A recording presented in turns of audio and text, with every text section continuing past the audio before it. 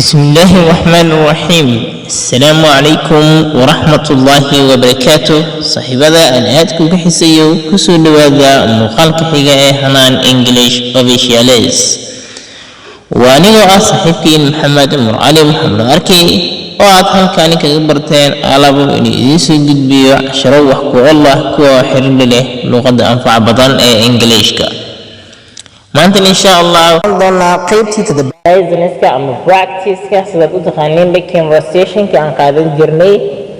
maanta waxaan qaadan doonaa qaybtiisii toddobaad conversation ama practice 7 oo sheekaysigii toddobaad ka bogasho haddii ay tahay markaagii kugu horeeyay oo aad soo booqataa channelka hanaan English Officials ilaawin inaad subscribe saarato channelka kadibna aad gambalaalka furato si aad u hesho muuqaalada xiisaha badan inuu bartayna soo geliyo. mahadsanid. Practice 7 wada sheekaysigii toddobaad. Ali wuxuu yidhi, Can you speak English? ma ku hadli kartaa Ingiriiska? Can you speak English? ma ku hadli kartaa Ingiriiska? Abdi ayaa jawaabay wuxuu yidhi, Yes, I can speak English. waan ku hadli karaa Ingiriiska. I can speak English. waan ku hadli karaa Ingiriiska. Ali wuxuu yidhi, How sidee baad? Can you speak ayaad ugu hadli kartaa English Ingiriiska? Abdi wuxuu yidhi, I can speak English. waxaan ugu hadli karaa Ingiriiska well si wanaagsan ayaan ugu hadli karaa.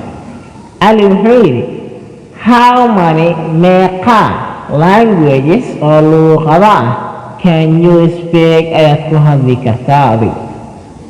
Abdi wuxuu yidhi, I can speak waxaan ku hadli karaa anigu. I can speak waxaan ku hadli karaa anigu 2 languages laba luuqadood ayaan ku hadli karaa anigu. Ali wuxuu yidhi, What are they? maxay kala yihiin? What are they? maxay kala yihiin? Abdi wuxuu jawaabay marka, They are waxay kala yihiin Soomaaliga and English iyo Englishka. Ali wuxuu yidhi, Which language luuqadeeba can you speak ayaad ugu hadli kartaa fluently si fasiix ah? luuqadeebaad si fasiix ah uga hadli kartaa adigu? Abdi wuxuu yidhi, I can speak Englishka ayaan uga hadli karaa fluently si fasiix ah Englishka ayaan uga hadli karaa. That's all.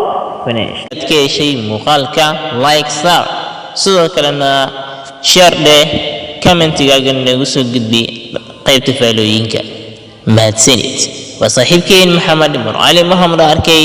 intayna muuqaalka xiga kaga kulmi doono waxaan idin leeyahay guuleyso meel walba aad ku sugan tahay kana faa'iidayso waqtigaaga qaaliga.